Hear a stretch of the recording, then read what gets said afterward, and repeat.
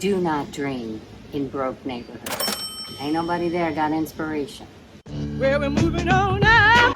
Go to the nicest place you can find. Today I want to talk about luxury design and how you can bring it to your house. You know how some places make you go, holy crap, and others are just, there's a reason for that. Sometimes it's just money and square footage. But there are 4 tricks or 4 ways that you can introduce luxury design into your home. The first one is about using space. We don't all have the square footage or the cash, but you can use space wisely to make your space feel more luxurious. Be generous with your spaces. When you can, allocate more room for a hallway, for a doorway, for a stairwell. It makes it feel grander. Choose designs that are uncluttered.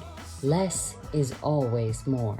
And use that negative space to balance out those big wow impact pieces. Make your hallways wider.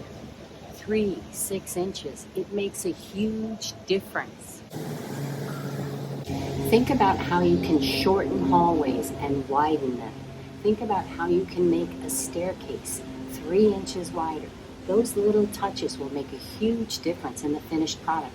You don't realize it, but the difference between 36 inches and 39 inches in a hallway is a lifetime of freedom and luxury.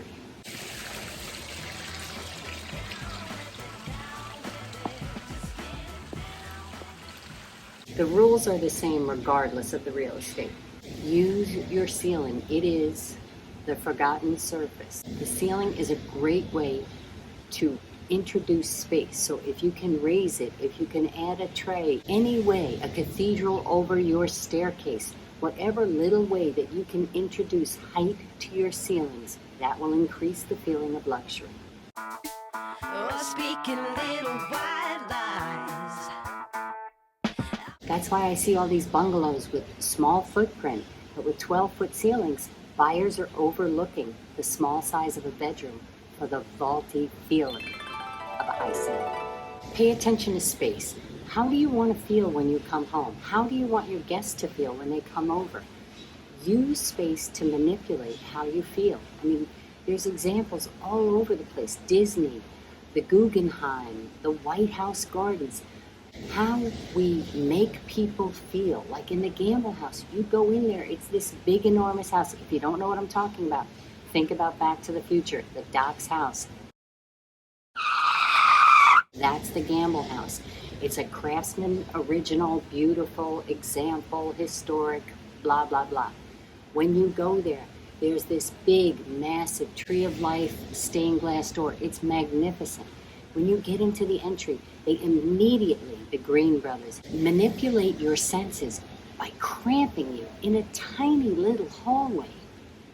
And then they reveal the rest of the house. The Guggenheim, how it makes you feel like you're soaring to the heavens when you walk around it. Use space to your advantage. If you do it before you build, you can get creative, and it might be worth it to look into it.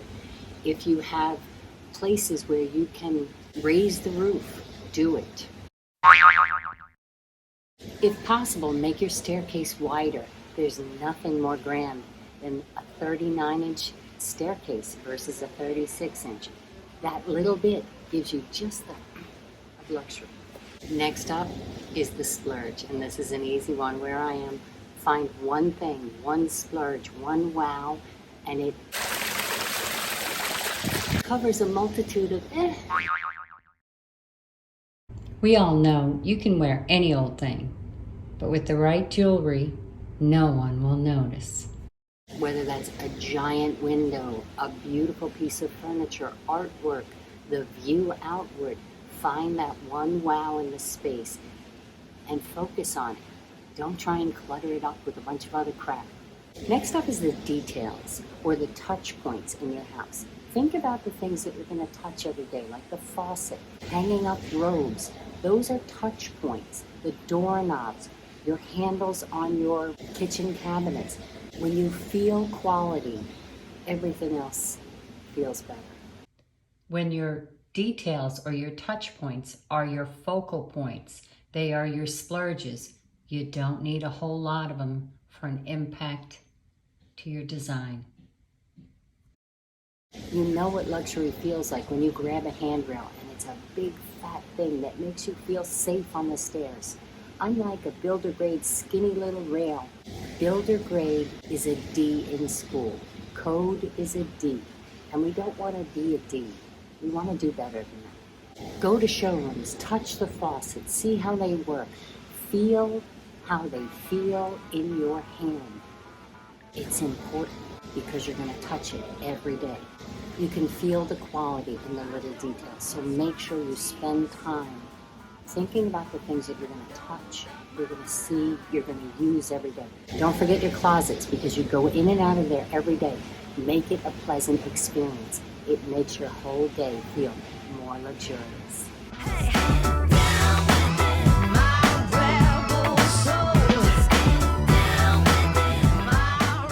Molding and trim details. They add value. Working with a luxury builder, he once told me that for every $1,000 he spent on molding and trim, he got a $10,000 return.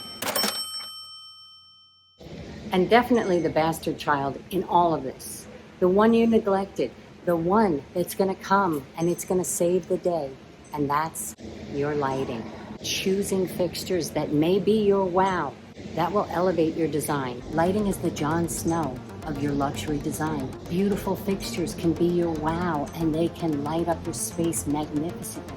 They can elevate it from a boring, flat, dull, wafer-filled, recessed nightmare to an elegant, layered space with light that has ambient, accent, and task lighting in it. If you need more information, go watch some of those videos. Now let's take a spin around the Ritz. I don't cross my T's. He's my king, from this day until his last day.